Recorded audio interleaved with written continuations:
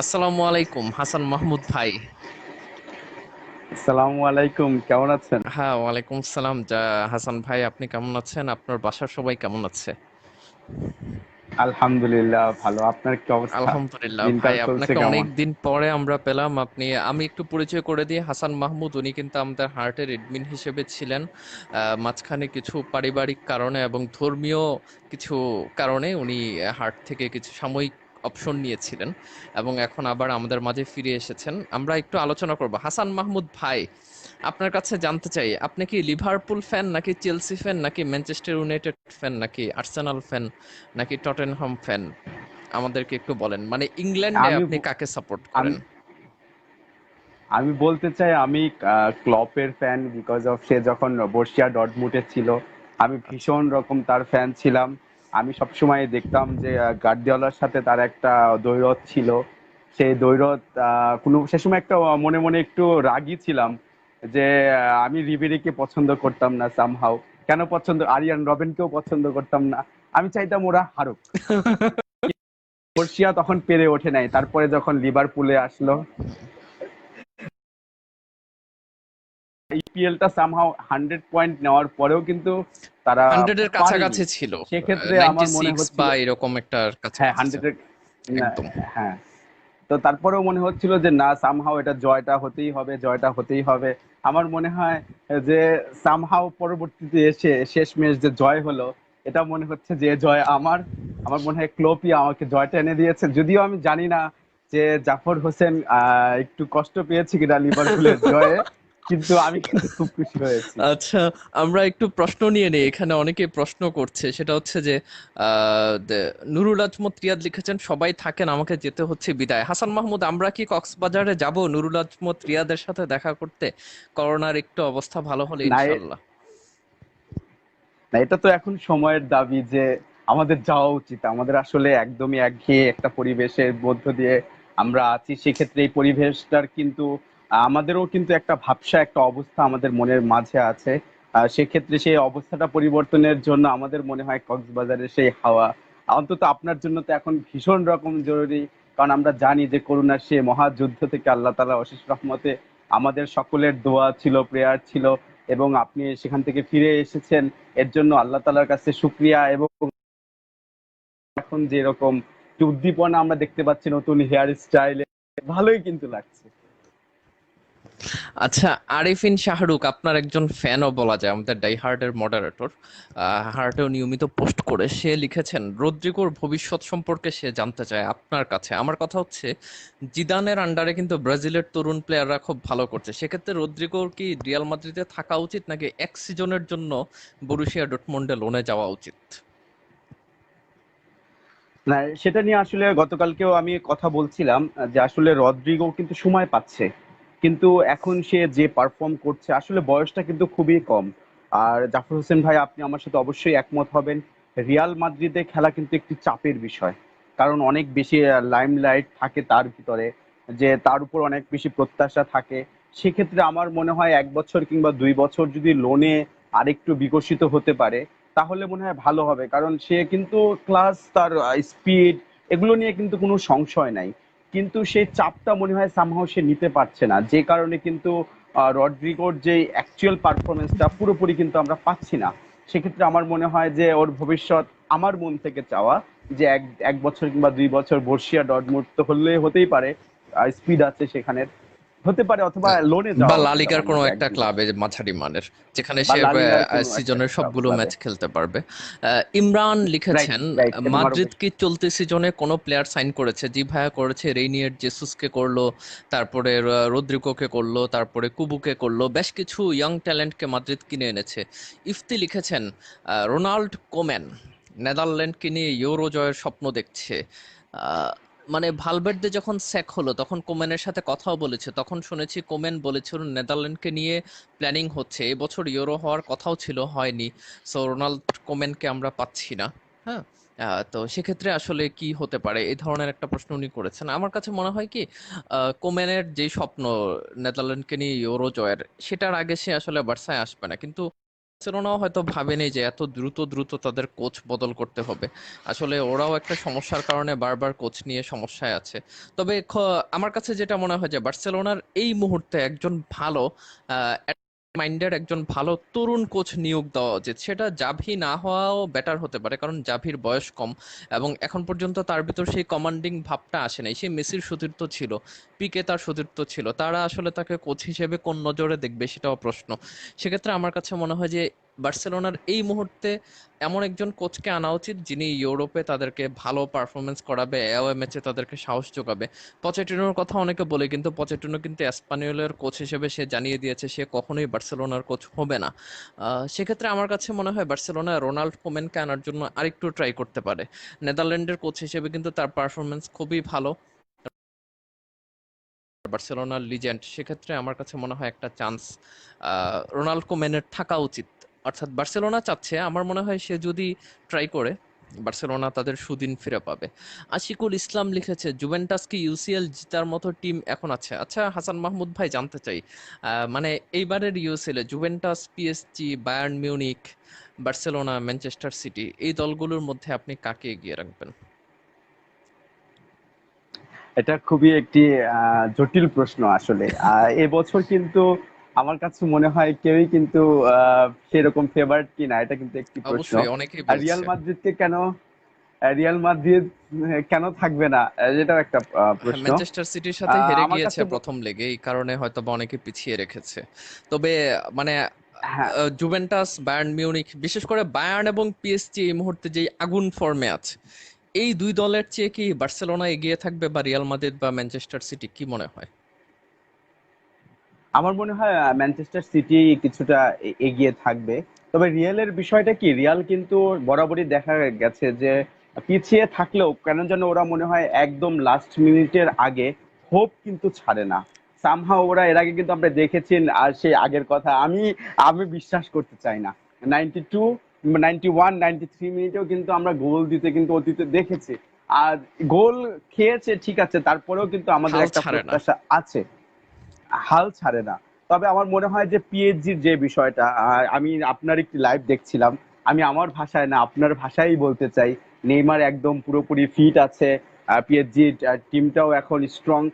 PSG কি নতুন একটি দিগন্তের উন্মোচন করতে পারবে কিনা, মানে পিএসজি কি একটা অন্য কিছু করে দেখাতে পারবে কিনা, সেটা হাসান নিয়ে মাহমুদ, অবশ্যই একটি জানতে চাওয়া চাই হচ্ছে আছে, হয়তো পিএসজির গত সম্ভব। 8 বছরের লিডার যাকে বলা হয় থিয়াগো সিলভা, ব্রাজিলের ডিফেন্সের সম্রাট যাকে বলা হতো, সেই থিয়াগো সিলভা কিন্তু এবারেই পিএসজির হয়ে শেষ খেলবে, তারপরে কিন্তু উনি পিএসজি ছেড়ে যাবেন।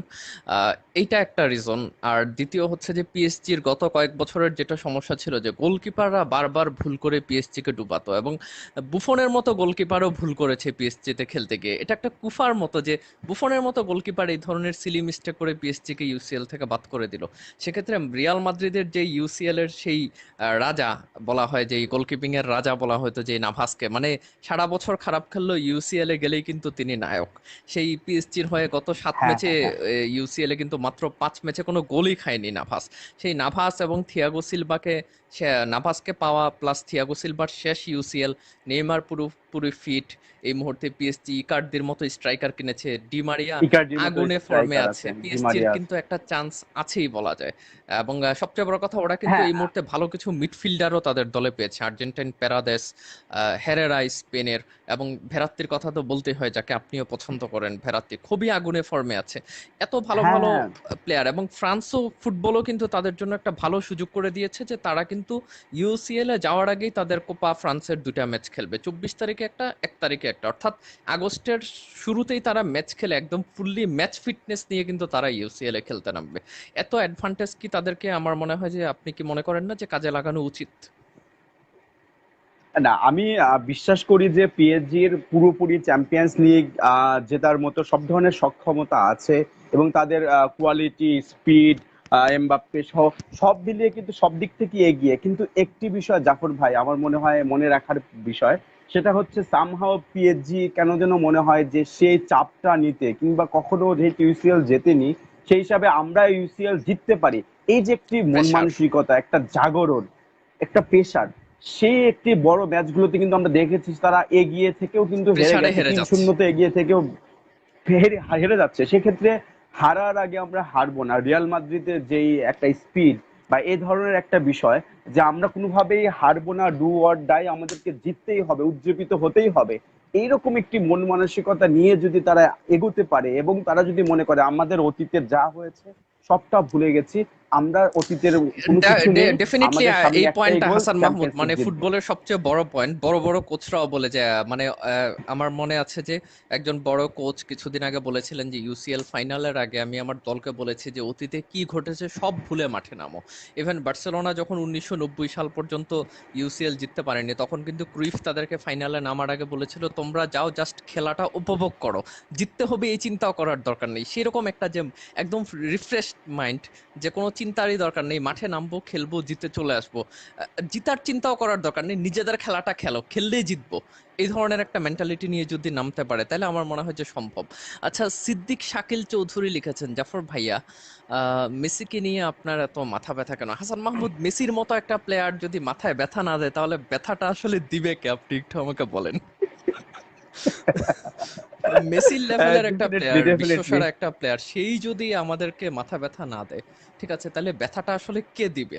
আমি আসলে ওনার কাছেই প্রশ্নটা করবো যে ভাই, মেসির মতো একটা লিজেন্ডারি প্লেয়ার যদি আপনাকে ব্যথা না দেয় তাহলে ব্যথাটা কে দিবে? চমৎকার উত্তর, চমৎকার উত্তর। আসলে এ ধরনের উত্তর আমরা জাফর হোসেনের কাছ থেকে আমরা আশা করতে পারি, এবং exactly question goes to him, so আমি মনে করি যে সে ওটার অবশ্যই অ্যান্সার কিন্তু পরবর্তীতে কমেন্টে দিবে। আচ্ছা, আশরাফুল রাকিব লিখেছেন জাফর ভাইয়াকে অচেনা লাগছে, থ্যাংক ইউ। কেন অচেনা লাগছে সেটা জানান। রাফসুন খান লিখেছেন হেয়ার আসসালাম স্টাইলের জন্য। আফসার রাফসুন খান লিখেছেন আসসালামু আলাইকুম জাফর ভাইয়া, হাসান ভাইয়া, আর্থারের ট্রান্সফার নিয়ে কিছু বলেন। আচ্ছা হাসান মাহমুদ, এরকম একটা তরুণ প্লেয়ার যার সাথে বার্সেলোনার খেলার অনেক মিল ছিল, তাকে ঠেলে দিয়ে একটা 30 বছরের বুড়ো প্লেয়ার কেন? এটা কি শুধুমাত্র সাময়িক সাফল্যের জন্য, যে একটা অভিজ্ঞ প্লেয়ারকে এনে যে কোনো কিছু জিতে নাও কিন্তু তরুণ প্লেয়ারকে ফেলে দাও, এটা কি আসলে সাময়িক সাফল্য হলো, ভবিষ্যতের জন্য ক্ষতিকর নয় এই ধরনের ট্রান্সফার বার্সেলোনার ক্ষেত্রে? আসলে এটা নিয়ে আসলে বেশ কিছু রিউমার আছে, আসলে আমি জানি না এটি নির্ভরযোগ্য কিনা, যে আর্থুরের বিভিন্ন আমরা দেখেছি যে বিভিন্ন সাইড টকের যে বিষয়গুলো আছে, সামহাউ সেখানে কোনো সিনিয়র একজন প্লেয়ারের সাথে বা একাধিক প্লেয়ারের সাথে কিছুটা অমিল, এরকম একটি কথা কিন্তু আমরা শুনতে পেয়েছিলাম। সেক্ষেত্রে এটি একটি বিষয়। আর দ্বিতীয় বিষয় হচ্ছে, আর্থুরের মতো এরকম একটি গতিময় প্লেয়ারকে বার্সেলোনা ছেড়ে দিয়েছে, এটা আমি মনে করব একদমই ঠিক হয়নি। অন্তত এরকম একটা প্লেয়ারকে ছেড়ে দিয়ে আরেকজন বয়স্ক প্লেয়ারের উপরে মিডে ভরসা রাখা, এটা বার্সেলোনার মতো একটি টিম যাদেরকে ভবিষ্যৎ নিয়ে চিন্তা করতে হয়, আমরা একটি ইউসিএল জিতবো বা একটি লালিগা জিতবো এমন নয়, তার ভবিষ্যতে কি হবে সেটা নিয়েও চিন্তা করতে হয়। এটা একদমই ভালো সিদ্ধান্ত হয়নি জুভেন্টাসের জন্য। আমি মনে করি এটি একটি plus point. Plus point. Lucky lucky Trump কার্ডটা তারা পেয়ে গেল কিনা, আমার মনে হচ্ছে জুভেন্টাস ইজ লাকি। আমার মনে হয় যে কম্বিনেশনটা আছে জুভেন্টাসের বর্তমান টিমে, আর্থুর মিলারের সংযুক্ত হওয়া তাদেরকে আরো শক্তিশালী করবে, বার্সেলোনাকে আরেকটু ব্যাকফুটে নিয়ে যাবে বলে আমার মনে হয়। আচ্ছা, শিহাবুদ্দিন, উনি কিন্তু আপনারও চিনে, ভালো ফ্যান আপনার হাসান মাহমুদের, উনি লিখেছেন জুভেন্টাস এই সিজনে শিহাব চ্যাম্পিয়ন্স ভাই, লিগ হ্যালো।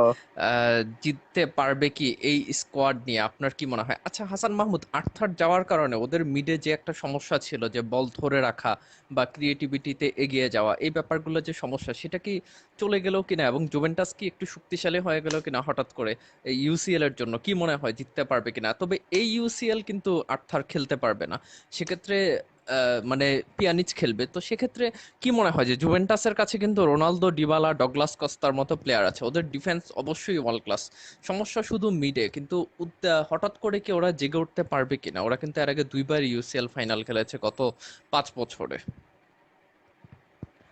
জাফর ভাই, এটার উত্তরটা আমি একটু আলাদাভাবে দিতে চাই।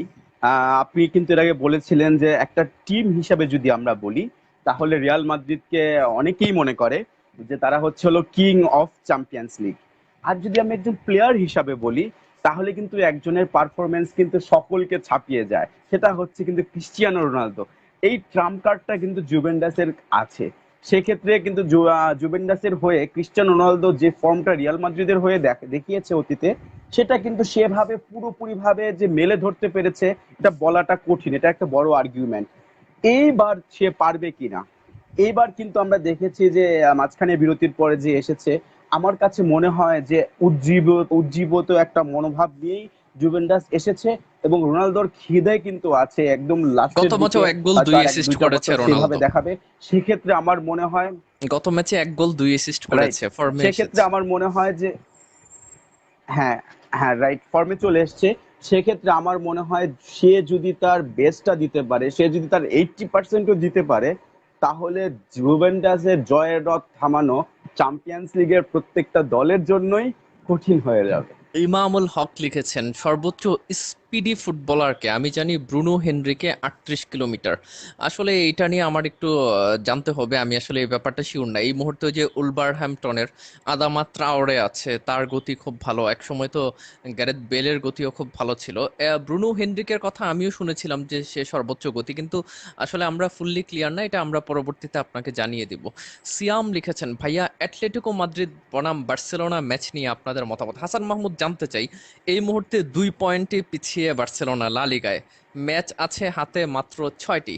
ঠিক আছে, এই ছয় সাতটি, ম্যাচের ছয়টি, 6টি, সরি সরি, গতকাল 32তম রাউন্ড হয়ে গেল। ছয়টি। হ্যাঁ, 6টা ম্যাচের মধ্যে হ্যাঁ, হ্যাঁ, হয়ে একটা ম্যাচ গেছে। বার্সেলোনার সবচেয়ে টাফ, সেটা হচ্ছে অ্যাটলেটিকো মাদ্রিদের সাথে। বার্সেলোনার অ্যাডভান্টেজ, খেলবে নু ক্যাম্পে নিজের মাঠে। অ্যাটলেটিকো মাদ্রিদ এই মুহূর্তে প্রচন্ড ফর্মে আছে। দিয়েগো সিমিওনি কিন্তু লিভারপুলকে হারিয়ে এসেছে এনফিল্ডে, লিভারপুলকে বাদ করেছে। সিমিওনির পক্ষে কি সম্ভব বার্সেলোনাকে হারিয়ে রিয়াল মাদ্রিদের কাজটা ইজি করে দেওয়া, নাকি বার্সেলোনা জিতে রিয়াল মাদ্রিদের ওপর একটা প্রেশার রেখে দিবে যে তোমাদের জিতে জিতেই কিন্তু ট্রফি নিতে হবে, ড্রটো করে ট্রফি নেওয়া সম্ভব না? সেক্ষেত্রে কি মনে হয়, মেসি জিতবে না সিমিওনির দল জিতবে? আগামীকাল কিন্তু খেলা। আমি একটু বলতে চাই, 2-2 ম্যাচটা ড্র ছিল, চাপের ভিতরে আছে। মিডের ভিতরে কিন্তু এটা বেশ সংজ্ঞা একটি আম, আমরা পেপার পত্রিকায় দেখেছি গ্রিজম্যানের সাথে কিছুটা দ্বন্দ্ব। সব মিলিয়ে একটি হাসান সমালোচনাকর মাহমুদ, আমি একটা পরিস্থিতির কথা ভিতরে বলি, আছে। মানে পুরুষ মানুষ নাকি বউয়ের সাথে ঝগড়া হলে বাইরে গেলে অন্যরকম আচরণ করে। সেক্ষেত্রে বার্সেলোনার যে ঘরের দ্বন্দ্ব, এই দ্বন্দ্ব কাটিয়ে ওরা আগামীকালকে সেরাটা কতটুকু খেলতে পারবে? আর্থারের এই অবস্থা, গ্রিজম্যানের সাথে দ্বন্দ্ব, এবং অনেকে বলছে সুয়ারেজের কথাতেই বোঝা গেল ওরা কোচকে পছন্দই করে না। রিপোর্টার জিজ্ঞেস করেছে আপনারা অ্যাওয়েতে কেন ড্র করলেন, বা অ্যাওয়েতে আপনাদের সমস্যা কি? পরে বলতেছে এটা আমাকে প্রশ্ন করেন কেন, এটা কোচকে প্রশ্ন করেন। তো এই ধরনের যে উত্তর, সেটাতেই বোঝা যায় যে কেউ দায় নিতেও রাজি না, একজন আরেকজনের উপর দোষটা পাচ্ছে। এই যে একটা মানসিক দ্বন্দ্ব, চিন্তা এবং ঝগড়া, এবং সেই সাথে 2 পয়েন্টে পিছিয়ে, সেক্ষেত্রে অ্যাটলেটিকো মাদ্রিদ লা লিগার 3 নাম্বার দল, 2 নাম্বারে আছে বার্সেলোনা। আগামীকালকের খেলাটা কতটুকু লড়াই হবে এবং কে জিতবে আপনার একদম মানে মন থেকে বলবেন। আমিও ঠিক এই কথাগুলোই বলতে চাচ্ছিলাম, যেটা আপনি যুক্ত করলেন, যে তাদের ঘরের যে দ্বন্দ্ব তা কিন্তু একদমই আকাশ ছোঁয়া, এবং এটা নিয়ে পত্রপত্রিকায় ফ্লাশ হয়েছে। সেক্ষেত্রে আমার মনে হয় বার্সেলোনা লাস্ট ম্যাচে যে ড্র হয়েছে, সেক্ষেত্রে একদমই কিন্তু তারা চাপের ভিতরে থাকবে, এবং তাদের পরবর্তীতে ম্যাচে কিন্তু ভালো করাটা বেশ কঠিন হয়ে যাবে। এবং সব মিলিয়ে আমার মনে হয় বার্সেলোনা ম্যাচটায় হয়তো সামহাও পয়েন্ট খোয়াবে, এটা আমার মনে হচ্ছে। আচ্ছা, মানুষ মনস্তাত্ত্বিক যে বিষয়টা, সেখানে সে চাপে থাকবে। আলাউদ্দিন মজুমদার জনি কমেন্ট করেছেন আমাদেরকে। উনি একটা প্রস্তাব দিয়েছেন যে এই মুহূর্তে কোয়ারেন্টাইনে ছাদে ছাদে ফুটবল খেলার একটা আন্দোলন যদি গড়ে তোলা যায়, যে সবাই ছাদে ছাদে ফুটবলের প্র্যাকটিস করুক। হাসান মাহমুদের কি মনে হয়, জনির এই কথাটার সাথে আপনি কতটুকু একমত, যে ছাদে ছাদে ফুটবল হোক, বা বাসার নিচের গ্যারেজে যদি ফুটবল হয়, অর্থাৎ আমরা আমাদের বিল্ডিং এ, আরেকজন আরেকজনের বিল্ডিং এ, ফুটবলটা চলুক, কন্টিনিউ হোক? আপনার কাছে কি মনে হয়, এটা কি সম্ভব? না, আসলে এখানে যে সামাজিক দূরত্ব যে মেনটেনের কথা বলা হয়েছে, আসলে আমার মনে হয় যে এই সময়ে যদি একটি বাড়ির ভিতরে যে 10-12টা ফ্যামিলি আছে, তারা মোটামুটি সকলে যদি লকডাউনের নিয়ম কানুন মেনে চলে, সেক্ষেত্রে যে তারা যদি একত্রে ছাদের ভিতরে খেলে, তাহলে পারস্পরিক যে ভ্রাতৃত্ববোধ, তা কিন্তু আমার মনে হয় একটু অবশ্যই বেড়ে যাবে। এবং তার মধ্য দিয়ে যে ঢাকার যে পরিবারগুলো, আমরা একটি ফ্ল্যাট আরেকটি ফ্ল্যাটে খবরই রাখি না, সেক্ষেত্রে একটা চমৎকার বন্ধুত্বপূর্ণ সম্পর্ক কিন্তু নতুন করে তৈরি হবে। আর যেটি কিন্তু আমার মনে হয় অবশ্যই একটি ভালো দিক এটা হতে পারে। কেন হবে না? যদিও আমার ছাদে অনেকগুলো গাছ, প্রায় 100-র কাছাকাছি গাছ, আমার ছাদে হয়তো খেলা সম্ভব নয়, কিন্তু তার এই প্রস্তাবটা অবশ্যই হওয়া উচিত, আর আচ্ছা আপনাকেও আমন্ত্রণ হাসান আমার ভাই, ছাদের গাছগুলো দেখে যাবেন আবার। অবশ্যই অবশ্যই আমার ছাদেও কিন্তু বেশ কিছু ফল গাছ আছে, আমি আপনাকে দেখাবো পরের বার ইনশাল্লাহ আসলে। সেটা হচ্ছে ইজাজুল কবির হৃদয় ডক্টর, উনি একজন ডাক্তার এবং আমার ফ্রেন্ড, আমার বাসার থেকে একটু সামনেই থাকে। উনি একটা প্রশ্ন করেছেন, নেইমারের ভবিষ্যৎ সম্পর্কে উনি জানতে চায় এবং নেইমারের খেলা উনি অনেক মিস করছেন। নেইমারের বার্সায় আসার চান্স কতটুকু? আচ্ছা হাসান মাহমুদ, আমার আপনার কাছে যেটা প্রশ্ন সেটা হচ্ছে যে নেইমার পিএসজিতে একটা চ্যালেঞ্জ নিয়ে গিয়েছেন। নেইমারের কিন্তু একই সাথে মাথার ভিতর দুইটা জিনিস কাজ করে, সেটা হচ্ছে সে একদিন বলে যে আমি এই চ্যালেঞ্জে জিততে আসতে চাই, আবার আরেকদিন বার্সার প্রতি ওই যে একটা টান, নারীর টান বার্সেলোনার প্রতি, সেই কারণে সে বার্সেলোনায় যেতে চায়। একদিন সে ইচ্ছা করে পিএসজি কে নিয়ে সেই ইউসিএলটা জিতুক, তারপরে সে বার্সায় যাক। আরেকদিন তার চিন্তা আমি বার্সেলোনায় চলে যাব। সেক্ষেত্রে মনের এই দ্বন্দ্ব, ঠিক আছে, এই দ্বন্দ্ব কাটিয়ে তার কি বার্সেলোনায় যাওয়া উচিত নাকি পিএসজিতে থেকে ইউসিএল জিতিয়ে পিএসজির লিজেন্ড হওয়া উচিত, কোনটা? না আসলে আমার যেটা মনে হয় যে পিএসজি সামহাও আমার, আমি সরি টু সে, আমাকে বলতেই হচ্ছে যে পিএসজি তে তখন গিয়েছিল একটা একটা ভালো ডিসিশন, 5 বছরের জন্য contract, a one of the worst decision in his life. আর সে ওখানে একটা যাওয়াটা একটা সময়ের দাবি ছিল, প্রয়োজন ছিল, কিন্তু এত লম্বা টাইমের যে কন্ট্রাক্টটা ছিল একদমই ভালো ডিসিশন হয়নি। আমি চাই সামহাও সে চ্যাম্পিয়ন্স লিগ জিতুক, চ্যাম্পিয়ন্স লিগ জয় করে তার চ্যালেঞ্জটা জয় করা উচিত। কিন্তু পিএসজি তে থেকে গিয়ে ভবিষ্যৎ গড়া কিংবা এখানের স্টার হয়ে বা এখানে লিজেন্ডারি হওয়ার যে একটি বিষয় বললেন, আমার মনে হয় এটা নেইমার কোনোভাবেই তার মনের ভিতরে নেই। নেইমারের মন বলছে কখন সে আহ বার্সেলোনায় ফিরে আসবে। আমিও মন থেকে চাই না যে সে পিএসজি লিজেন্ড হয়ে থাকুক, আমি চাই লা লিগার সে এরকম লিজেন্ড হয়ে থাকুক। আর নেইমারের মতো একটা ব্র্যান্ড, তার সে হয়তো বা বার্সেলোনার সাথেই যায়।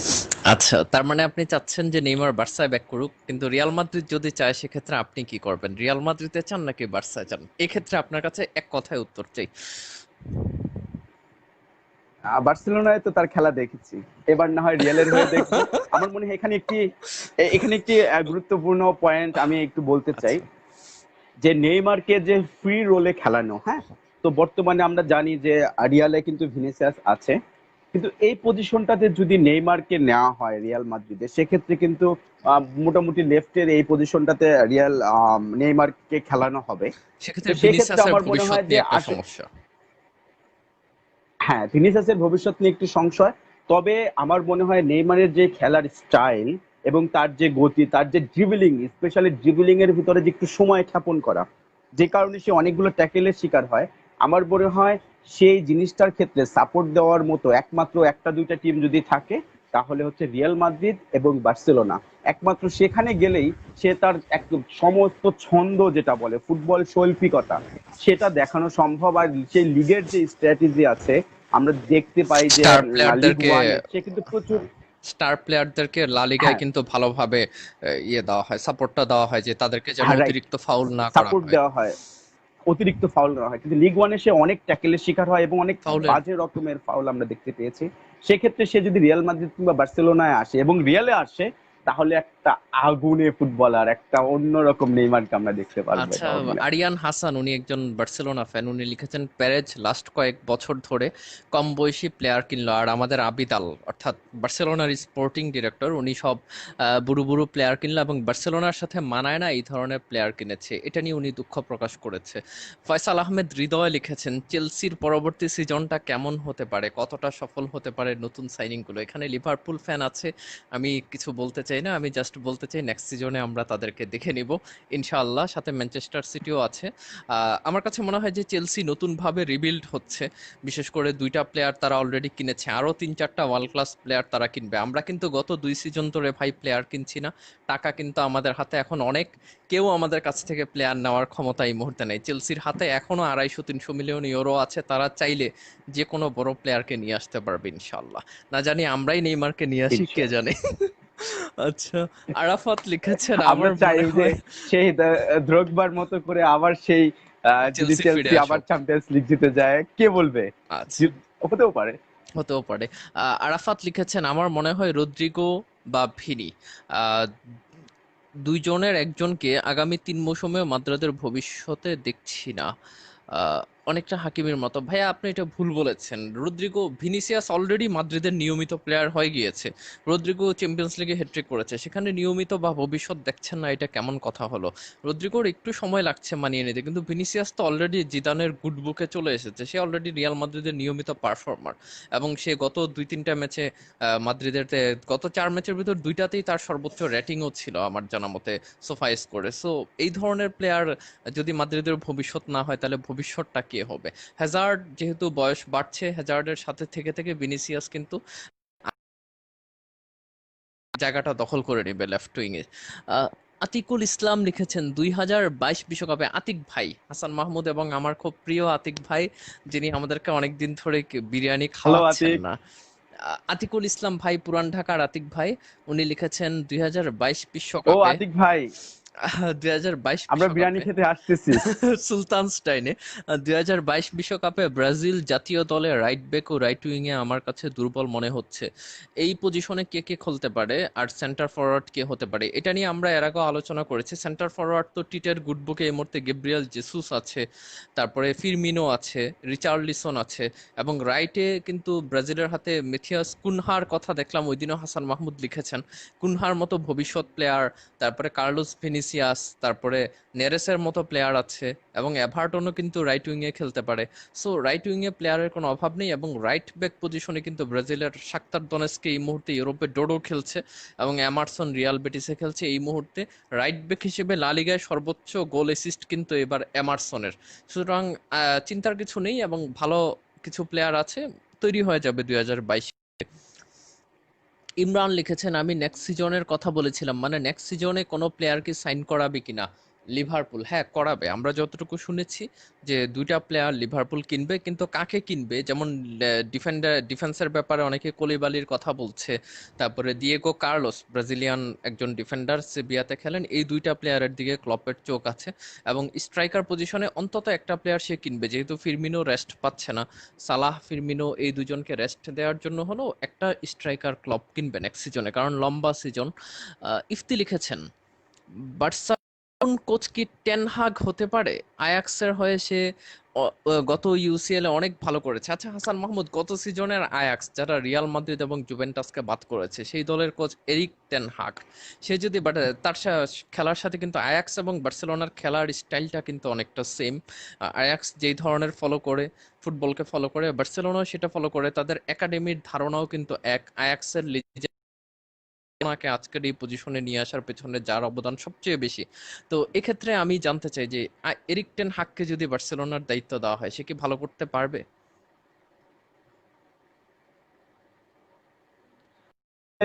এটা একটি খুবই গুরুত্বপূর্ণ প্রশ্ন। প্রথমেই একটু আমি বলতে চাই যে দেওয়া হবে কিনা, এখনো মনে হয় বার্সেলোনা তাকে নিয়ে ভাবছে না, মনে হয় ভাবছে না, আরেকটু সময় লাগবে। কারণ ঠিক রোনাল্ড আছে, কুমেনের আমার কথা মনে হয় যে ভাবছে আরো আরো বার্সেলোনা, এবারও জাভির আরো কথা। ভালো কিছু করতে হবে, কারণ তা না হলে তাকে মনে হয় বার্সেলোনা নিচ্ছে না, এবং বা নেওয়ার সম্ভাবনা আমি দেখছি না। কিন্তু সে যদি হয় তাহলে এটা চ্যালেঞ্জিং হবে, কারণ হচ্ছে কি, সে আয়াক্সে ছিল, ছোট ছোট প্লেয়ার ছিল, কিছু চমৎকার প্লেয়ার ছিল, তাদেরকে হ্যান্ডেল করা আর বিশ্বের সবচেয়ে বড় বড় প্লেয়ারকে নিয়ে আক্রমণ ভাগ সাজানো, যেখানে সারা পৃথিবীর অর্ধেকটা দর্শক বা 3 ভাগের 1 ভাগ দর্শক আপনাকে কাছ থেকে জিতবে, তারপরে চ্যাম্পিয়ন্স লিগের চাপ, সব মিলিয়ে এতগুলো টাইম লাইন যখন আপনার উপর থাকবে, লাইমলাইট, তখন সে কি করবে, তখন সে কি সাজাবে, সেটা নিয়ে কিন্তু একটু চাপের বিষয় থাকে। সেক্ষেত্রে আমার মনে হয় তাকে ভালো করবে কিনা আর একটু সময় দেওয়া দরকার, তারপরে হয়তো বলা যাবে সে আসলে বার্সেলোনার হয়ে কি করতে পারবে। হাসান মাহমুদ, আমি একটু জানতে চাই, সেটা হচ্ছে যে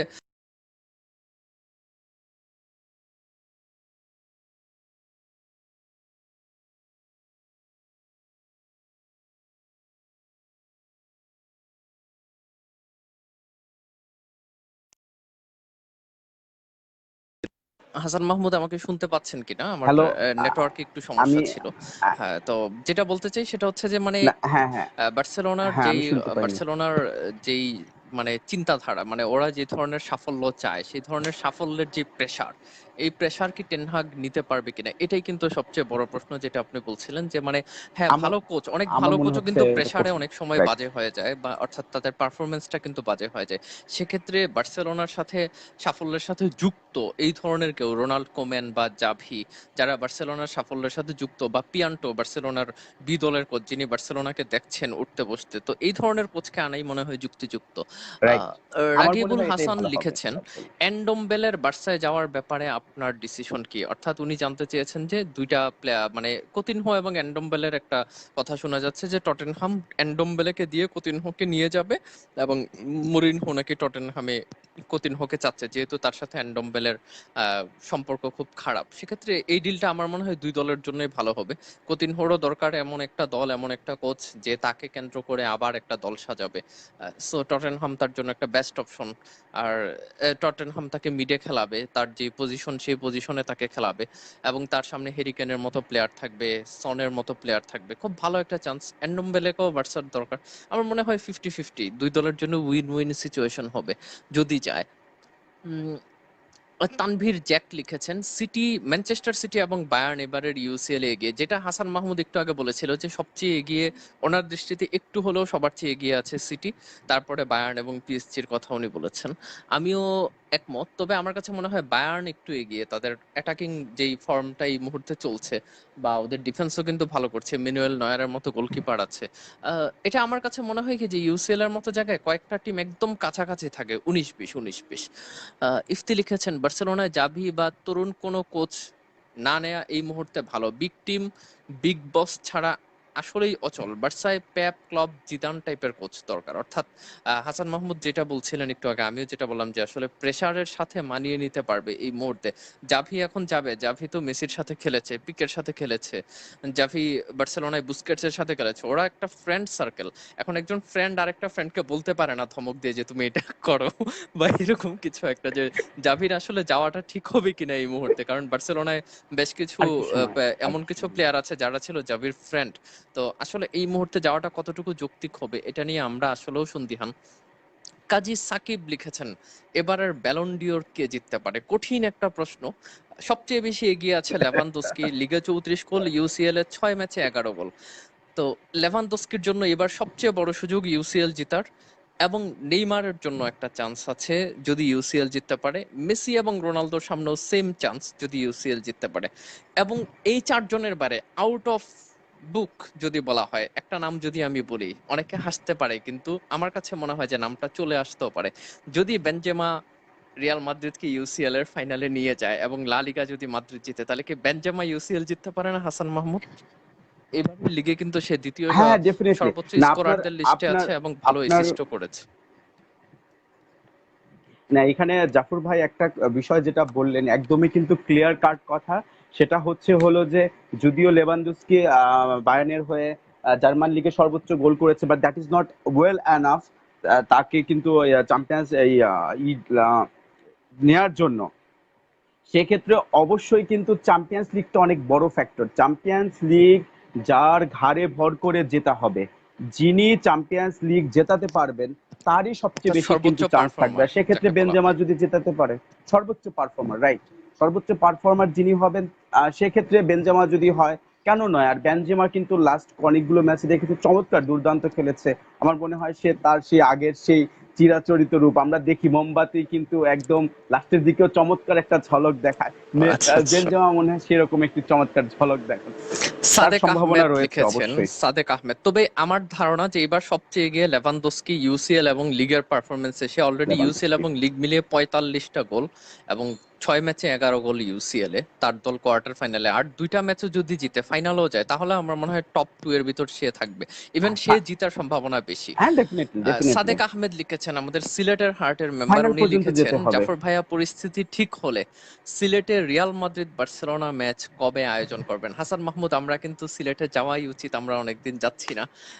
তো করোনার পরিস্থিতি ঠিক হলে না, আমি এখানে আহ, এ- এ- ঘোষণা দিলাম যে চট্টগ্রাম এবং সিলেটে হার্টের প্রথম দুইটা ম্যাচ হবে ইনশাল্লাহ, তারপরে কুমিল্লায় হবে, তারপরে না, ঢাকায়। এখানে একটি একটি বিষয় আমরা জানিয়ে রাখি।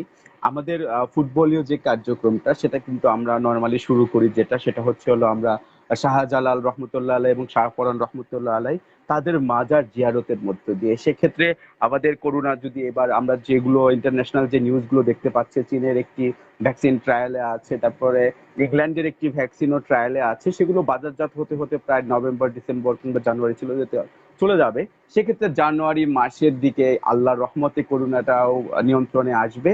আমরা সেই মাজার জিয়ারতের মধ্য দিয়েই আমাদের পরবর্তী কার্যক্রমটা শুরু করতেই পারি, নতুন বছর শুরু করতে পারি। রবিউল হাসান লিখেছেন, উনি আমাদের কাছে জানতে চেয়েছে সেটা হচ্ছে যে মাদ্রিদের ফিউচার এবং বার্সেলোনার ফিউচার নিয়ে কিছু বলেন। মাদ্রিদ এই মুহূর্তে 11টা পজিশনে 11টা ওয়ার্ল্ড ক্লাস ইয়াংস্টার যারা কিনে ফেলেছে, অর্থাৎ মাদ্রিদের প্রত্যেকটা পজিশনের একটা করে ব্যাকআপ আছে যাদেরকে বলা হয় ফিউচারের বড় তারকা। তো এই ধরনের 11টা প্লেয়ার কিনা এবং বার্সেলোনার ভবিষ্যৎ পরিকল্পনায় বেশ কিছু তরুণ প্লেয়ারকে না কেনা এবং মাদ্রিদের সাথে মানে ভিনিসিয়াস বলেন, রদ্রিগো বলেন, এই ধরনের প্লেয়ারদেরকে কিনতে কিন্তু বার্সেলোনাও গিয়েছিল। বা কুবু বার্সেলোনার একাডেমির প্রোডাক্ট হওয়ার পরও মাদ্রিদ তাকে ছিনিয়ে নিয়েছে, যাকে জাপানিজ মেসি বলা হয়। রেনিয়ের জেসুসের কথা বলতে হয়, তারপরে ওডেগার্ডের কথা বলতে হয়। এই ধরনের বেশ কিছু তরুণ প্লেয়ার মাদ্রিদ ছিনিয়ে নেওয়া মার্কেট থেকে ফিউচার কিন্তু একদম ভালো একটা পজিশনে নিয়ে গেছে। সেক্ষেত্রে বার্সেলোনাকে একটু ব্যর্থ যে এই ধরনের তরুণ প্লেয়ারদেরকে বারবার হাতছাড়া হওয়া, যেটা এক সময় দেখতাম যে বার্সেলোনা ছিনিয়ে নিত, মাদ্রিদ ছিনিয়ে নিতে পারতো না বেশ কিছু তরুণ প্লেয়ার। ইভেন নেইমারের কথাও বলা যায়, প্যারেজ কিন্তু একদম ছো মেরে নিতে গিয়েও পারেনি বার্সেলোনার কাছ থেকে নেইমারকে। তো এই যে অবস্থা বর্তমানে, ঠিক উল্টা দিকটা এখন দেখতে প্ল্যান করে অনেকগুলো তরুণ প্লেয়ারকে নিজেদের কাছে নিয়ে নিল, অথচ একই জায়গায় বার্সেলোনা কোনো ভালো মানের তরুণকে নিতে পারলো না। শুধুমাত্র একটা প্লেয়ার, দুইটা আনসু ফাতির কথা বলতে হয়, বার্সেলোনায় বর্তমানে খেলছে, খুব ভালো একটা প্লেয়ার। এর বাইরে খুব বেশি একটা তরুণ প্লেয়ার বার্সেলোনার হাতে নেই। এটা কি মাদ্রিদকে কিছুটা হলেও ফিউচারে ভালো অবস্থানে রাখবে, যে তাদের ফিউচারটা একটু ভালো, বার্সেলোনার ফিউচারটা একটু দুর্বল হয়ে গেল কিনা? এবং বার্সেলোনা টাকার পিছনে না, টাকা দিয়ে বড় বড় প্লেয়ার কিনলো কিন্তু তরুণ প্লেয়ার গুলোকে কিনলো না, এটা কি একটা ভুল ডিসিশন ছিল কিনা? যে মেসি না, না, পরবর্তী সময়টা ডেফিনেটলি কিভাবে ডেফিনেটলি। যাবে? হ্যাঁ, হ্যাঁ, অবশ্যই, অবশ্যই প্যারেসকে স্পেশালি থ্যাঙ্কস দিতে হয়। সে চমৎকার একটি, অনেক সমালোচনা হচ্ছিল তাকে নিয়ে। সে কিন্তু তার সমালোচনার যোগ্য জবাব স্বরূপ কিন্তু চমৎকার একটি প্রি প্ল্যান করেছে। সেক্ষেত্রে বার্সেলোনার যে স্টার কিছু প্লেয়ার অথবা একদম শেষ বয়সে আসা বেশ কিছু প্লেয়ারকে যে কিনেছে, এটা অবশ্যই তাদেরকে সামনের দিকে হুমকির সম্মুখীন করে ফেলবে। সেক্ষেত্রে আমার মনে হয় বার্সেলোনাকে আরেকটু প্রি প্ল্যান্ড হওয়া উচিত যে ফিউচারটা কি হবে। আমরা যদি লাস্ট কিছুদিন দেখি, বার্সেলোনার কোচগুলো কিন্তু চেঞ্জ হয়েছে কিংবা সমালোচনা হয়েছে। সেক্ষেত্রে আসলে একটি কোচের পক্ষেও কিন্তু অনেকগুলো ইয়াং প্লেয়ার, অনেক টাকা দিয়ে ইয়াং প্লেয়ার, মানে ইয়াং প্লেয়ারের উপরে ইনভেস্টমেন্ট করা একটু কঠিন হয়েছিল। আমার মনে হয় জাফর ভাই এটা আরেকটু ভালো বলতে পারবেন। যখন একজন কোচকে নিয়ে সমালোচনা হয় কিংবা মনে হয় যে আমি হয়তো এইমাত্র আছি, কিছুদিন আছি, ভবিষ্যতে হয়তো নাও থাকতে পারি, এরকম একটি সংশয় যখন থাকে, তখন একটা কোচের পক্ষে কিন্তু আসলে ইয়াং প্লেয়ারের উপরে লং ইনভেস্টমেন্ট করাটা একটু কঠিন সিদ্ধান্ত আচ্ছা, হয়। হাসান মাহমুদ, সেক্ষেত্রে আপনি সেই যে ব্যাপারটা বলতে চাচ্ছেন সেই ব্যাপারটা মনে হয় আমিও আপনার সাথে একমত। সেটা হচ্ছে যে মাদ্রিদের যে একটা ওয়েল স্ট্রাকচার, যে তরুণদেরকে নিয়ে আসলে তারা কোন পজিশনে যেতে চায়, তাদের ফিউচারটা কি, জিদানকে দিয়ে তারা তরুণদেরকে কিভাবে কি করাবে, এই যে বার্সেলোনার কিন্তু এই স্ট্রাকচারটা এই মুহূর্তে নেই। বারবার কোচ চেঞ্জ হচ্ছে। রাইট, রাইট, এই যে রাইট, স্ট্রাকচারের যে রাইট, একটা রাইট। দুর্বলতা, তাই কি ইয়ং প্লেয়াররা এখন মাদ্রিদে বেশি ঝুঁকছে বার্সেলোনার চেয়ে? এবং বার্সেলোনার হাতে এই মুহূর্তে না, ভালো মানের ডেফিনেটলি, ডেফিনেটলি। কোচও নেই, যেটা ইয়াং সত্য কথা। হ্যাঁ, প্লেয়ারদের, ইয়াং প্লেয়াররা হ্যাঁ কিন্তু ভাই, নিজেদের কোচও নাই, রাইট। ভবিষ্যতের চিন্তা করবে, যে আমি যদি শুরুতেই হারিয়ে যাই তাহলে কিন্তু আমার ফিরে আসা কঠিন, আমার দিক থেকে সবকিছু সরে যাবে, ক্লাব সরে যাবে, মিডিয়া সরে যাবে, অর্থাৎ আমি কিন্তু একদম হারিয়ে যাব। সেই একটা কারণ হতে পারে। Kylian Sangma, right, right. Kylian Sangma লিখেছেন, উনি রাঙ্গামাটি থেকে শুনছেন সম্ভবত আমাদেরকে। উনি লিখেছেন ভয়েস গুলো ভালো লাগছে, অর্থাৎ হাসান মাহমুদের ভয়েসের প্রশংসা করেছেন উনি। সাইয়েদ আফ্রিদি লিখেছেন এবারে জাফর চ্যাম্পিয়ন্স ভাইয়েরও লিগ জিতবে ভয়েসের প্রশংসা করেছে। ম্যানচেস্টার সিটি বা পিএসজি। অর্থাৎ সাইয়েদ আফ্রিদি উনি হাসান মাহমুদকে শিওর দিয়েছেন যে সিটি বা পিএসজি থেকে যে কেউ 100% জিতবেই। আমাদের কাছে অনেক প্রশ্ন এসেছে, লিভারপুল 30 বছর পরে পারছে, মেসি কি পারবে 32 বছর পরে বিশ্বকাপ এনে দিতে? রুবেল আহমেদ লিখেছেন, উনি মনে হয় একজন আর্জেন্টিনা ফ্যান। উনি লিখেছেন যে মেসির পক্ষে কি সম্ভব 32 বছর পরে খরা পূর্ণ করা, যেখানে লিভারপুল 30 বছর আচ্ছা, পরে এই পারলো। আর্জেন্টিনার তরুণ দলটা কিন্তু এই মুহূর্তে ভালো ফর্মে আছে মেসিকে ছাড়াই। ওরা গত দুইটা প্রীতি ম্যাচে 10 গোল দিয়েছে এবং মেসি সহ ওরা কিন্তু আর্জেন্টিনা ব্রাজিলের সাথে সর্বশেষ ম্যাচটাও জিতেছে। অর্থাৎ একটা আশার আলো কিন্তু ওরা পাচ্ছে ইদানিং। সেক্ষেত্রে আর্জেন্টিনার কতটুকু সম্ভাবনা নেক্সট বিশ্বকাপে হাড্ডাহাড্ডি লড়াই করে কাপ নেওয়ার? মেসির সর্বশেষ বিশ্বকাপ হতে পারে আগামী বিশ্বকাপ। আসলে জাফর ভাই, আমি আহ, এটি একটি কঠিন প্রশ্ন। সেক্ষেত্রে হয়তো আশাহত করব কিনা আমি ঠিক জানি না। আমি বুঝি ওয়ার্ল্ড ফুটবল, সেখানে শক্তি, বয়স, যৌবন, যেটাকে বলি আমরা ইয়থ, ইয়থ পাওয়ারটা একটা ইম্পর্টেন্ট। 2022 সালের মেসির বয়সটা আসলে কত হবে? আপনি আসলে 35, 6, 7, 35 36 হবে প্লাস মেসির একজন বয়সটা প্লেয়ার। 2022 বিশ্বকাপে। হ্যাঁ, আপনারা যদি আমরা গত ওয়ার্ল্ড কাপের সময় যে আমরা স্ট্যাটিস্টিক্স দেখেছি, আর্জেন্টাইন স্ট্রাইকাররা কত বছর বয়সে ভালো পারফর্ম করতে পারে ওয়ার্ল্ড কাপে। সেক্ষেত্রে যদি আমরা দেখি 31, 32 প্লাস কোনো আর্জেন্টাইন প্লেয়ার, ম্যারাডোনা বাদে যদি আমরা দেখি, খুব ভালো পারফর্ম করেছে ওয়ার্ল্ড কাপে, এরকম কিন্তু কোনো মাসচেরানো ইতিহাস এবং আমার ম্যারাডোনা খুব বাদে রেয়ার। তেমন একটা বয়স্ক প্লেয়াররা কিন্তু আর্জেন্টিনাকে তেমন একটা না, সার্ভিস দেয়নি। এখানে একটি বিষয় আছে।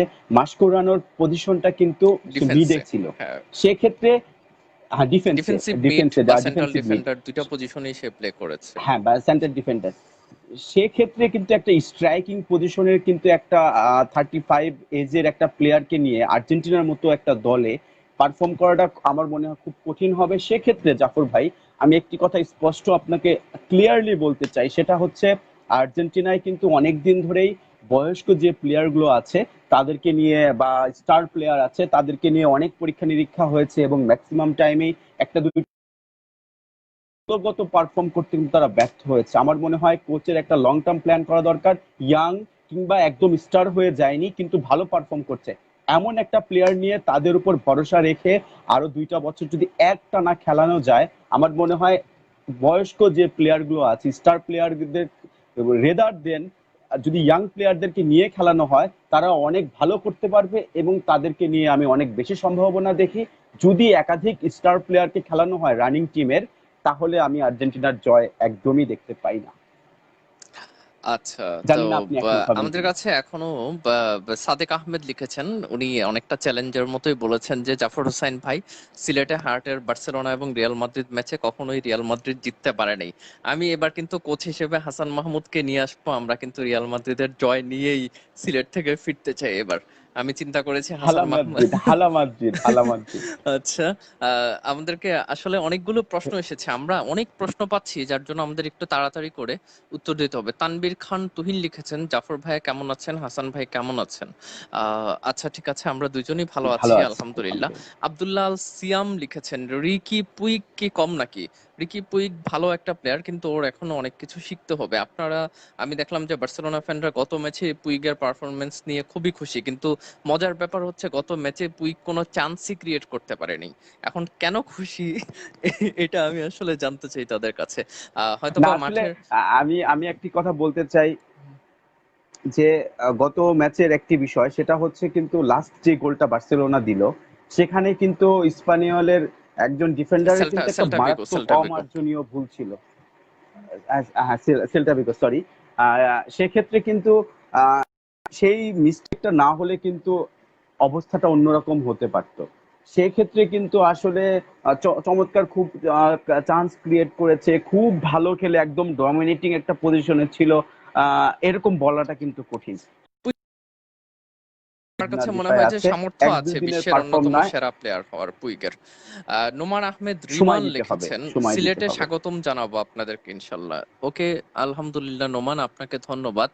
জাফর ভাই, তানভীর লিখেছেন, তানভীর জাফর ভাই, যদি এই ট্রান্সফার উইন্ডো নিয়ে যদি আলোচনা করতেন। এই ট্রান্সফার উইন্ডো নিয়ে আসলে আলোচনা করার কি বলবো, করোনা পরবর্তী সময়ে কোনো ক্লাবে এত বেশি টাকা ঢালতে পারবে না। এটা আসলে চেলসির জন্য একটা বড় অ্যাডভান্টেজ হয়ে গিয়েছে যে ওদের অ্যাকাউন্টে প্রায় 300-400 মিলিয়ন, মানে হ্যাজার্ডকে বিক্রি করেছে, মোরাতাকে বিক্রি করেছে, এখানেই প্রায় 150 মিলিয়ন তাদের হাতে আছে। প্লাস ওদের দুই ট্রান্সফারে কিন্তু ওরা প্লেয়ার কিনে নিয়েছিল। ওদের খাতে এখন 300-400 মিলিয়ন আছে এবং ওরা দুইটা প্লেয়ার কিনেছে এবং আরো কয়েকটা কিনবে। চেলসির মালিক এবং চেলসি কিন্তু এই মুহূর্তে খুবই মানে ভালো একটা পজিশনে আছে যে ওরা অনেকগুলো প্লেয়ার কিনতে পারবে। তবে মানে কিছু কিছু দল ওয়েল প্লেসড, যেমন রিয়াল মাদ্রিদ বলা যায়, লিভারপুল বলা যায়, ম্যানচেস্টার সিটি, ওদের কিন্তু এত বেশি চেঞ্জের দরকার নেই, হয়তো দুই একটা করে পজিশনে চেঞ্জ আনবে। বার্সেলোনার হয়তো বা দুই একটা প্লেয়ার দরকার, বার্সেলোনাও কিন্তু এত বেশি চেঞ্জের দরকার নেই, ওদের হাতেও ভালো ভালো প্লেয়ার আছে। হয়তোবা দুই একটা প্লেয়ার কিনবে। সবচেয়ে ট্রান্সফার মার্কেটে এই মুহূর্তে মজা হবে যেটা হচ্ছে যে চেলসি হয়তোবা প্লেয়ার কিনবে। বায়ার্ন মিউনিখের কাছে তো বুন্দেসলিগা আছে, ওরা তো জার্মানির সব ক্লাবকে ওদের কাছে জিম্মি করে রাখছে আমার কাছে মনে হয়। শ্রাবণ খন্দকার লিখেছেন, রিয়াল মাদ্রিদ যদি লা লিগা এবং ইউসিএল জিতে যায় বেনজেমা শিওর ব্যালন ডিওর পাবে, যেটা হাসান মাহমুদ বলেছেন যে মোমবাতির আলো কিন্তু শেষ মুহূর্তে জ্বলে ওঠে। সাবের আকাশ আমাদেরকে দেখছে। আরাফাত জুনিয়র লিখেছেন, আর্থারের সাথে কাজটাকে ঠিক করলো কিনা বার্সেলোনা। আসলে এখানে ঠিক বেঠিক না দেখে আমরা আসলে একটু প্রফেশনাল ওয়েতে দেখি যে ক্লাব তাদের লাভের চিন্তা করবে, সেটাই তারা দেখেছে হয়তোবা। সো প্রফেশনাল ওয়েতে দেখে ঠিক বেঠিক আমরা না দেখি, এমন তো না যে আর্থারকে ফেরত পাঠিয়ে দেওয়া হয়েছে ব্রাজিলকে। সে কিন্তু ইতালির একটা বড় ক্লাবে খেলতে গিয়েছে। ইতালির সবচেয়ে সফল ক্লাব কিন্তু জুভেন্টাস না, সেটা এসি মিলান। কিন্তু এই মুহূর্তে ইতালির সবচেয়ে বড় ক্লাব কিন্তু জুভেন্টাস। প্লেয়ার হিসেবে তাদের পারফরমেন্স হিসেবে ইতালির সবচেয়ে বড় কিন্তু এই মুহূর্তে জুভেন্টাস। আহ, আমাদের কাছে প্রশ্ন করেছেন, আমাদের কাছে আশরাফুল আরাফ লিখেছেন, জাফর ভাইয়া আমাদের বেনজামা এখন আগুনে ফর্মে আছে। হাসান মাহমুদ কি বেনজামার খেলা পছন্দ করে কিনা? অনেকেই কিন্তু বেনজামাকে পছন্দ করে না, অনেকে আবার করে। আহ, যতটুকু আমার ধারণা, বা আমরা অনেক সময় বেনজামার উপর রেগে যাই, আবার অনেক সময় সন্তুষ্ট হই। এই যে একটা প্লেয়ার একদিন কাদায় একদিন হাসায়, এই ধরনের প্লেয়ার, ঠিক আছে? তো হাসান মাহমুদের কাছে কি মনে হয় বেনজামার ফর্মটা আপনি কিভাবে দেখছেন? এটা কি সিজন শেষ পর্যন্ত কন্টিনিউ হবে? আমার মনে হচ্ছে যে বেনজামা এখন যে পারফর্মটা করছে, এবং আসলে এখানে একটি বিষয় বলার কথা, যে এখন কিন্তু পুরো খেলাটার ভিতরে বেনজামাকে কিন্তু একটা ফ্রি রোল পাচ্ছে সে, এবং সে যেভাবে চাচ্ছে কোচ কিন্তু সেভাবে খেলাচ্ছে। লাস্ট 2-3টা বছর যদি আমরা দেখি, কিছুটা হলেও বেনজামা কিন্তু সেই রকম স্পেস পেয়েছে, বা সেই রকম সকলে তার উপর আশা করেছে। সেটার দিক থেকে যে বিষয়টা এখন কিন্তু পুরোপুরি তার উপর আশা করছে, এবং সেও বুঝতে রিয়াল পারছে। মাদ্রিদের আমরা মেইন এর ম্যান আগেও বলা কয়েকটা যায় ম্যাচে এখন দেখেছি। বেনজেমাকে। হ্যাঁ, সে কিন্তু পায়ে প্রচন্ড ব্যথা পেয়েছিল, বুট খুলে গিয়েছিল, তারপরেও সে ব্যথা নিয়ে কিন্তু সর্বোচ্চটা দেওয়ার চেষ্টা করেছে। সে কিন্তু তার সবটা দিয়ে উজাড় করে খেলতে চাচ্ছে। সেক্ষেত্রে আমার মনে হয় যে বেনজামা এই এই মৌসুমে পুরোটা সময় সবটা একদম ভালো করবে। আমরা মনে হয় আমাদের প্রিন্সকে পেয়ে গেছি। মাহাদি ভাইয়ের প্রিন্স, আমাদেরও প্রিন্স। হ্যালো, কেমন আছো? হ্যাঁ, আমাদের আমাদের লিটল ভবিষ্যৎ। ম্যান চলে আসছে। সে কি ভবিষ্যতে ব্রাজিল করবে না হ্যালো, আর্জেন্টিনা হ্যালো। করবে, এটা আমরা তার ডেফিনেটলি। আচ্ছা। তানভীর মাহমুদ লিখেছেন, জাফর হোসাইন ভাইয়া চট্টগ্রাম আসলে কি রিয়াল মাদ্রিদ বার্সেলোনা এরকম কোনো ম্যাচ আয়োজন করবেন? আমরা আসলে এবার প্ল্যান করেছি যে একটা ম্যাচ আয়োজন করব বসুন্ধরা কিংস বনাম আবাহনী মোহামেডান, আর একটা ম্যাচ রিয়াল মাদ্রিদ বনাম বার্সেলোনা, এবং দুই দলেই বসুন্ধরা কিংস এর কোচ হিসেবে হাসান মাহমুদকে রাখা হবে ইনশাআল্লাহ। অনেকগুলো প্রশ্ন আছে আমাদের ইনশাআল্লাহ। কাছে, সেটা হচ্ছে যে আরাফাত লিখেছেন, ভাইয়া জুভেন্টাসের খেলায় গতি নেই। আচ্ছা, ওদের মিডফিল্ডে বয়স্ক প্লেয়ারদেরকে দিয়ে মাতুইদি পিয়ানিচ, এটা কি গতি কমিয়ে দেওয়া হলো? আমার কাছে মনে হয় নেক্সট না, সিজনে না, আর্থার আর্থার আসবে। আমার মনে হয় গতি বাড়বে। গতি বাড়বে ওদের। আর্থর এসছে, সে কিন্তু গতিময় একজন প্লেয়ার। সে তার চমৎকার আরেকটা ক্রিয়েটিভিটি মিডফিল্ডারও আছে, খুব 31 দ্রুত মিলিয়ন হঠাৎ দিয়ে। করে কিন্তু একটি অন্যরকম চান্স ক্রিয়েট করতে পারে। হ্যাঁ, তারপর আমাদের হুম। কাছে আরো প্রশ্ন সেক্ষেত্রে আমার আছে। মনে হয় যে এই গতির যে বিষয়টা অবশ্যই সামনের বাড়বে। সিজনে বাড়বে। আমার কাছে মনে হয় যে নেক্সট সিজনে নতুন একটা জুভেন্টাসকে আমরা সবাই দেখতে পারবো। আমাদের কাছে অনেক বেশি প্রশ্ন চলে আসছে, আমরা যদি একটু প্রশ্নগুলোতে যাই কন্টিনিউ। রামিম হোসাইন পলাশ রামিম খান লিখেছেন, উনি লিখেছেন, ভাইয়া আমার একটা প্রশ্ন ছিল উপরে যদি একটু বলতেন। সর্বোপরি আমরা লাইভটা খুব উপভোগ করছি আসলে। হাসান মাহমুদের মতো যখন লোক থাকেন যিনি অনেক বেশি সুন্দর করে কথা বলেন, লাইভ তো উপভোগ করারই কথা আপনাদের। তারপরে এসেছেন রবিউল হাসান লিখেছেন, মাদ্রিদের না, নতুন সাইনিং নিয়ে কিছু বলেনি। আমরা বলেছি, একটু আগেও বলেছি, মাদ্রিদ বেশ কিছু তরুণ প্লেয়ার এই সিজনেও কিনেছে, রদ্রিগো, রেইনিয়ার, কুবু। এবং আমার কাছে মনে হয় যে মাদ্রিদ ভালো বেশ কিছু তরুণ প্লেয়ার কিনে নিয়ে ভালো ফর্মে আছে। আমরা মনে হয় এখন বিদায় নিব। অনেক কথা হয়েছে আপনাদের সাথে এবং অনেক কিছু আমরা আপনাদের সাথে শেয়ার করেছি। বিদায় নেওয়ার আগে হাসান মাহমুদ জানতে আমি একটু বলতে চাই। আদনান সাকিব লিখেছেন, ভাইয়া আমি শেরপুর থেকে বলছি, নিবেন কিনা? সেক্ষেত্রে আমাদের বাবু কাঁদছে একটু। দিয়ে দিই। আচ্ছা। হুম, তো আচ্ছা, আমরা এখন বিদায় নিব। হাসান মাহমুদের কাছে জানতে চাই, হার্ট পরিবারের সাথে আপনি অনেকদিন ধরেই যুক্ত। আমরা বাংলাদেশের খেলা সহ বিভিন্ন কার্যক্রম করে থাকি, দেশের ফুটবলও আমরা একসাথে কাজ করি আমি আপনি। সেক্ষেত্রে হার্টের ফিউচার নিয়ে আপনার কি ধরনের প্ল্যান আছে? যে হার্টকে আপনি আগামীতে কোন জায়গায় দেখতে চান, বা হচ্ছে যে আমরা যদি চিন্তা করি যে মানে হার্টকে নিয়ে আমরা আরো বেশি কাজ করব, দেশের ফুটবল এবং দেশের ফুটবলের গণ্ডি পেরিয়ে আমরা বিদেশের ফুটবলের সাথেও যুক্ত হতে চাই, সেক্ষেত্রে আপনার কি ধরনের চিন্তাধারা, কিভাবে কাজ করলে হার্ট পরিবার আরো এগিয়ে যাবে? এবং করোনা উপলক্ষে হার্টের সমস্ত মেম্বারদের উদ্দেশ্যে আপনার বার্তা কি? অনেকেই ঘরে থাকতে থাকতে একঘেয়ে হয়ে গিয়েছে, তাদের মন মানসিকতা একটু হলো কি ডিপ্রেসড সবাই। সেক্ষেত্রে আপনার কি ধারণা যে মানে এই জায়গা থেকে মুক্তি পাওয়ার উপায় কি? মানে কি করলে মুক্তি পাওয়া যায়? সেক্ষেত্রে অনেকে ছাদ বাগান বলছে, অনেকে বলছে ধর্মীয় কাজে মন দিতে, অনেকে কোরআন শরীফ পড়ার কথা বলছে, কিন্তু তারপরও আরো কিছু কি করা যায় যেক্ষেত্রে আমাদের মন ভালো হবে? এবং ফুটবলের বেশ কিছু কোয়েশ্চেন চলে আসছে, কিন্তু আমরা আর এগুলোর অ্যান্সার দিতে পারবো না, হয়তো বা পরবর্তী লাইভে দিব। হাসান মাহমুদের কাছে জানতে চাই, একটু সুন্দর করে যদি আমাদের মেম্বারদের উদ্দেশ্যে আপনি বলেন হার্ট পরিবারকে। না, আমি প্রথমেই সকলকে অনুরোধ করব যে আসলে বাংলাদেশ কিন্তু একটা ক্রান্তি কাল অতিক্রম করছে। করোনার কিন্তু ভয়াবহতা থাবা অনেক বেশি পরিমাণে চলছে। সেক্ষেত্রে সামাজিক যে দূরত্ব মেনটেন করার যে বিষয়টি, তার কোনো কিন্তু আসলে বিকল্প নেই। আর আরেকটি কথা যেটা আমি বলবো, যে মানসিক শান্তি যেটা, ফুটবল আমাদের কিন্তু একটা ভালোবাসার জায়গা। ফুটবলে সবগুলো লিগ চালু হয়েছে, আরো দু একটি চালু হচ্ছে। সেক্ষেত্রে একটু মানসিক শান্তি কিন্তু আমরা পাচ্ছি। আর ধর্মীয় দিক যেটা বললেন, আসলে মানসিক শান্তির আরো একদম চরম উৎকর্ষতা বা পূর্ণতা যেটাকে বলে, সেটার জন্য কিন্তু অবশ্যই ধর্মীয় দিকের দিকে আমি বলতে পারি যে অবশ্যই ঝুঁকতে পারেন। নামাজ যখন আপনি পড়বেন, জাফর ভাইকেও আমি প্রতিদিন ফজরের সময় দেখতে পাই অনলাইনে আছে, তার মানে উনি নামাজটা পড়েই অনলাইনে থাকেন। সেক্ষেত্রে আমি বলবো নামাজটা পড়লে অবশ্যই একটা মানসিক শান্তি পাবেন। সেক্ষেত্রে আমি বলবো যে ইসলামের যে ইতিহাস নির্ভর যে বইগুলো আছে, অটোম্যান সাম্রাজ্যের সুলতান সুলাইমান কিংবা তার আগের আর্তুগল যেটা আছে, বা ওসমানী সাম্রাজ্য, সেক্ষেত্রে এই ইতিহাসগুলো যদি আপনি পড়েন, সেক্ষেত্রে মুসলমানের যে সূর্য বীর্য সেই সম্পর্কে একটি অনেক চমৎকার যখন ধারণা আসবে, তখন আপনার ভিতরে একটা উদ্দীপ্তি আসতে পারে। তবে আমি বলবো ফুটবলের সাথে থাকুন। সেক্ষেত্রে আমরা ছাদে, আমরা কিন্তু আসলে আগে ছোটবেলায় কিন্তু আমরা দেখেছি যে আমাদেরকে ঢাকায় আসলে মাঠ কিন্তু পর্যাপ্ত নাই। সেক্ষেত্রে আমরা গলির যে ক্রিকেট, গলির যে ফুটবল যে বিষয়টা আছে, সেক্ষেত্রে আমরা গলির ভিতরে খেলতাম। সেক্ষেত্রে যদি গলির ভিতরে খেলা না সম্ভব হয়, ছাদে কিন্তু আমরা নেট দিয়ে, ছোট বল দিয়ে হোক বা ফুটবল দিয়ে হোক, আমরা যদি খেলি, আমাদের মনে হয় সময়টা অবশ্যই ভালো কাটবে। সেক্ষেত্রে আমি বলতে চাই অবশ্যই ফুটবল খেলতে পারি আমরা ছাদের ভিতরে। আর সামনে আমাদের এখন বাংলাদেশের লিগগুলো কিন্তু সবগুলো বন্ধ হয়ে গেছে। হাসান আজকে মাহমুদ, আমি সিদ্ধান্ত একটা হয়েছে পয়েন্ট সাফ অ্যাড করে কিন্তু দেই, হবে না। সেটা হচ্ছে যে মানে করোনা শেষেই, মানে আমরা করোনা পরিস্থিতি একটু স্বাভাবিক হলেই হার্টের ফুটবল সম্মেলন হবে, যেটা আমরা আশা করছি বাংলাদেশের ইতিহাসের সবচেয়ে বড় ফুটবল সম্মেলন আমরা করব।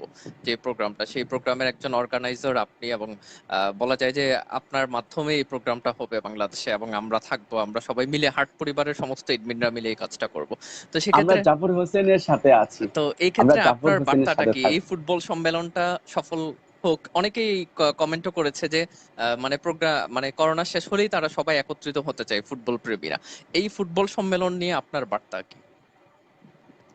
না, আমি একটি বার্তা দিতে চাই। সেক্ষেত্রে হচ্ছে হলো যে আমাদের বাংলাদেশের বাফুফে যেটা আসলে যেরকম একটি পরিস্থিতির সম্মুখীন হয়েছে, তারা যেটা বলতে চায় যে দেশের ফুটবল ফ্যান যারা আছে, তাদের যে একটা স্ফুলিঙ্গ, সেটা কিন্তু তারা সামহাও চোখে দেখতে পায় না। এ ধরনের একটি রিউমার কিন্তু আছে। আমরা হার্ট পরিবার একটি অনেক বড় গণসমাগম করে দেখাতে চাই বাফুফেকে। বাংলাদেশে অনেক অনেক ফুটবল ফ্যান আছে যারা ইন্টারন্যাশনাল ফুটবলকে ভালোবাসে, দেশের ফুটবলকে ভালোবাসে। অবশ্যই আমরা যে স্ফুলিঙ্গ দেখাবো, তারা দেখে সেটা ইন্সপায়ার্ড হবে এবং যাত্রায় চলে যাবে, অন্য একটি চমৎকার রাস্তায় চলে যাবে। সেই জিনিসটা আমরা তাদেরকে দেখাতে চাই, একটা মেসেজ দিতে চাই। আমরা ইয়ত ফুটবলটা, ফুটবলার যারা ফ্যান আছি, তারা কিন্তু ওই যে আগুনের ভিতরে কয়লার নিচে যে জ্বলন্ত আগুন, আমরাও হার্ট পরিবার একটি জ্বলন্ত আগুন। সেটা দিয়ে কিন্তু দেশের ফুটবলকে আমরা অবশ্যই সামনের দিকে এগিয়ে নিয়ে যাব। আপনাকে অনেক ধন্যবাদ হাসান মাহমুদ। আশা করব পরবর্তী সপ্তাহেও আমরা আপনাকে পাবো ইনশাল্লাহ। আমরা আপনাকে নিয়ে আবার আসবো এবং হার্টের এই লাইভটা আমরা প্রতি সপ্তাহে একদিন করে করার প্ল্যান করেছি, প্রতি শুক্রবারে। এবার শুক্রবারে আমি করতে পারিনি, কিন্তু সামনের শুক্রবারে ইনশাল্লাহ আবার দেখা হবে সবার সাথে। থাকবে হাসান মাহমুদ, থাকবে নুরুল আজমত রিয়াদ, থাকবে বেলাল হোসাইন বাপ্পি। আমরা একসাথে ফুটবল নিয়ে কথা বলবো, আপনাদের সব প্রশ্নের উত্তর দেবো। বিশেষ করে দিন শেষে আমরা সবাই ফুটবল ফ্যান, আমরা কিন্তু ভাই ভাই। গ্রুপে হয়তো বা আমরা মাঝে মাঝে মজা করি, বাট আমরা কিন্তু সব সময় স্মরণ রাখবো football is all about respect, এবং আমরা কিন্তু সবাইকে সবাই রেসপেক্ট করি। হয়তোবা মানে আমরা হয়তোবা মানে তর্কের খাতিরে একজন আরেকজনের ব্যাপারে ট্রল করি, কিন্তু এটা কিন্তু কখনো মনের ভিতর নেওয়া যাবে না যে আমরা কিন্তু কারো শত্রু। আমরা কিন্তু সবসময় সবার বন্ধু, এবং আমরা কিন্তু সবাই সবাইকে ভালোবাসি। আমি হাসান মাহমুদকে দেখেছি, উনি ব্রাজিল ফ্যান, কিন্তু উনি মেসিকে অনেক রেসপেক্ট করে। সো এই ধরনের মেন্টালিটি সবার ভিতরে থাকতে হবে, সবাইকে নিয়ে আমরা ইনশাল্লাহ এগিয়ে যাব। এবং আমরা বিশ্বাস করি যে দেশের ফুটবলের জন্য আমরা একটু হলেও অবদান রাখার চেষ্টা করব হাট পরিবার, এবং সেই লক্ষ্যে আমরা কাজ করে যাব জি। ইনশাল্লাহ। সবাই ভালো থাকবেন করোনার এই সময়ে, সবাই নিজের খেয়াল আসসালামু রাখবেন। আলাইকুম। এবং হাসান মাহমুদকে অনেক ধন্যবাদ জানাই আজকে উপস্থিত হওয়ার জন্য। সবার পরিবারের জন্য শুভকামনা, সবার জন্য শুভকামনা নিয়ে আজকের মতো আমরা বিদায় নিচ্ছি। আল্লাহ হাফিজ, ভিভা হার্ট, বাংলাদেশ জিন্দাবাদ। আসসালামু আলাইকুম। আসসালামু আলাইকুম।